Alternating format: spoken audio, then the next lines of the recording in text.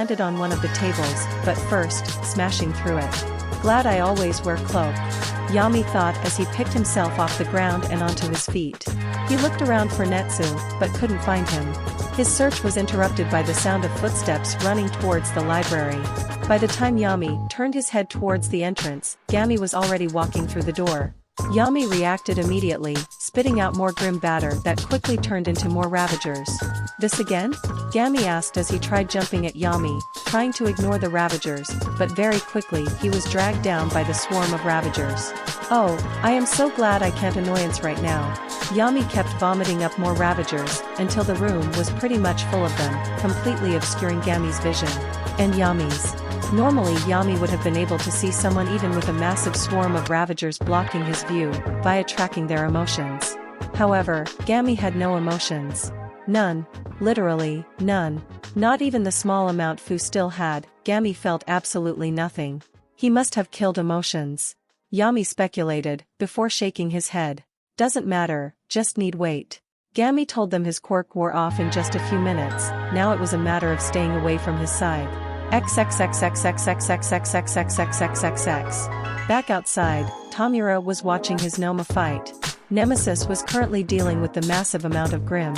Half of the fodder villains he'd brought along had already fallen to them, it was needed to fend off the seemingly never-ended Grim reinforcements. Hood on the other hand. Crash! The wyvern hit the ground, multiple pieces of its body were destroyed, and many of its bony parts were broken. As the wyvern started to fade away, Tamura smiled. Finally. Now I can have Hood help Ruin. Currently, Ruin and All Might were still going at it, although the fight was a bit farther away from everyone else.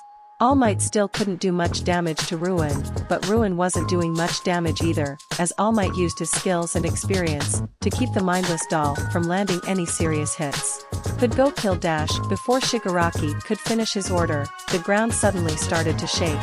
It was then that Kai flew through the roof of his room and into the air, his massive figure nearly eclipsing the entire battleground. Who's hurting my family? Kai bellowed as loud as he could, nearly blowing out the ears of many of those fighting below. His three heads all showing different emotions.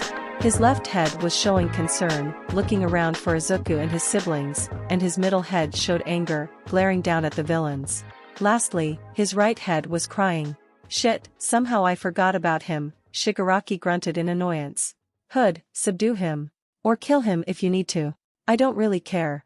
Hood, still in the sky, rocketed towards Kai at high speeds, and before Kai could even react, Hood did another extended arm punch, hitting his middle head on his forehead.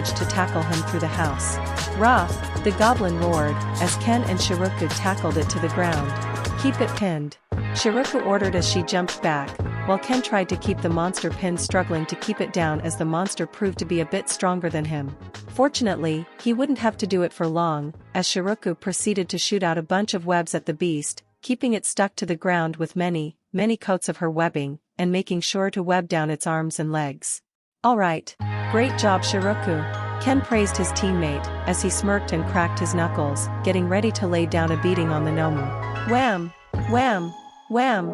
Wham! Wham! Ken proceeded to punch the Nomu with all 4 of his arms, letting loose a barrage of punches, unleashing over a dozen every few seconds.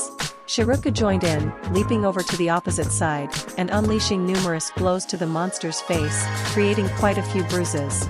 Rah! Rah! Rah! The goblin roared before suddenly its body exploded into flames. Ah! Ah! Hot!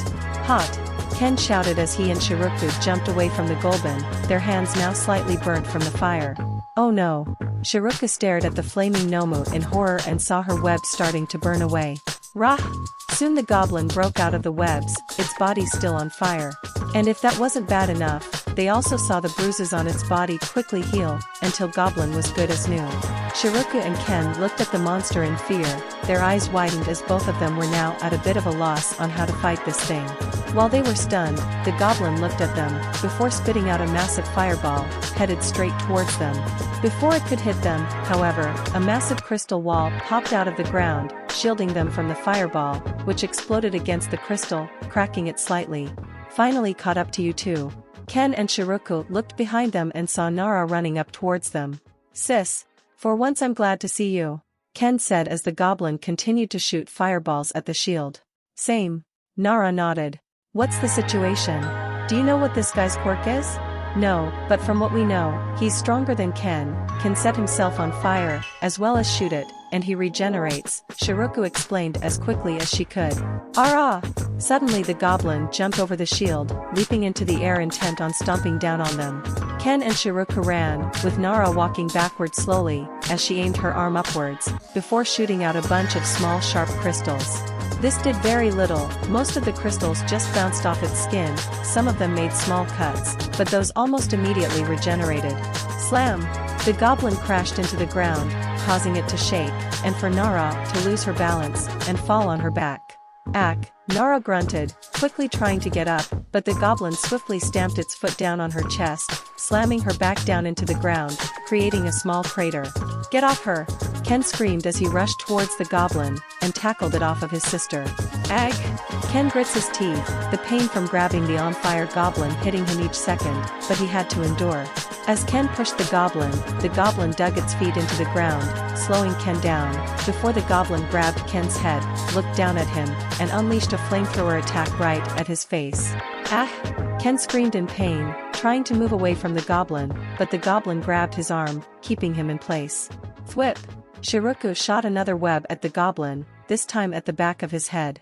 This got the goblin's attention, and it stopped attacking Ken, to turn its head to look at Shiroku. Let him go, monster! Shiroku shouted at the goblin, fear brimming in all 5 of her eyes, her 6 legs shaking. Rah! The goblin threw Ken to the ground and started running at Shiroku. Shiroku then turned the other way and ran. The goblin chased after her, the two running all the way over to the pool. Shiroku then leaped into the air, the goblin jumping after her. Then Shiroku shot out a web line at the goblin's chest, and before the fire could melt it off, she grabbed the web line and used it to slam the goblin into the pool. Splash! The goblin and Shiroku, as she was connected to him via the web line, were slammed into the bottom of the pool. Quickly, the goblin's flames went out, although the water around him did start to heat up, quickly. Alright, now that the fire is out, I just need to. Shiroku's train of thought was cut off when she noticed the water around her getting very, very warm, very, very quickly. Shissisis. Shiroku's eyes widened, as the water around her started to boil, and started getting uncomfortable to be in. She looked at Goblin, who while still not on fire, was now glowing, seemingly increasing the heat its quirk gave off, trying to light itself back on fire. Oh. Shiroku realized quickly that her plan was not going to work, and decided to retreat, immediately. She jumped out of the pool, which was now starting to bubble and emit steam. What's going on? Nara asked, her brother's arm slung around her hard diamond-like shoulder, as Ken was so weak she had to help him walk. It's boiling the pool, Shiroku answered simply, not taking her eyes off the pool. Soon the pool began to bubble and steam more, and more, until soon all that became visible was steam. Shiroku, Ken, and Nara all stared at what was now a pit of steam. And when the steam started to part, they saw the goblin, on fire, standing in the now empty pool. Ah, shit. Ken cursed weakly. Crash! The goblin leapt out of the pool, jumping over the 3 kids, before landing a few yards behind them. Rah! The goblin roared, as it charged toward all 3 of them. Nara was ready to set up another diamond shield wall. When suddenly, the space in front of them began to ripple. Huh? Nara paused, wondering what was happening. And then the goblin ran into the ripple and vanished. And Moo rolled out, and the ripple vanished. Moo! Nara gasped, surprised to see the elusive boy now of all times. Moo didn't respond, instead, he was hunched over on his knees, completely silent. The 3 went over to him, and their eyes widened when saw the problem. In order to create the portal for Goblin to enter, Moo had gotten far too close to the flaming Melmu, burning his hand, very, very badly. To the point where it almost didn't resemble a hand anymore. Moo was currently trying to hold back a scream of pain, while tears poured from his eyes. Oh my gosh! Shiroku went over to him and inspected his hand. But she knew there was nothing she could do about it. Thud! Thud! Thud! Thud! All the kids heard the sound of very heavy footsteps coming toward them. Oh, what now? Nara asked, ready to fight whatever was coming at them. However, what they saw was Fu, Sanson, and aka, riding on top of Rhino, who was running toward them. Guys, Fu said once they got close enough to see Moo's messed up hand. Sanson made over-exaggerated wide eyes, and aka just stared at Moo. We couldn't handle the goblin thing on our own. So Moo had to create a portal to defeat it. Shiroku explained curtly. We need to get him to Izuku. Now. Right. Fu created some tendrils and got ready to grab Moo. But he was interrupted. Crash!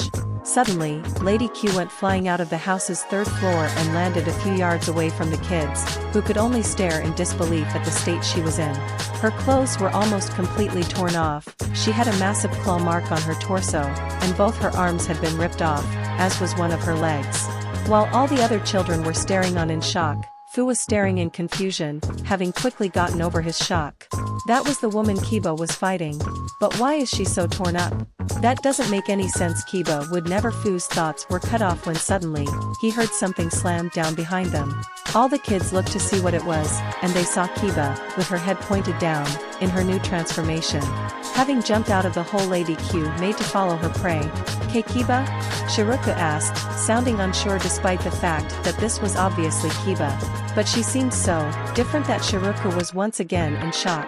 Kiba raised up her head, revealing her reddened, infuriated eyes, and her monstrous fangs. "Kill!"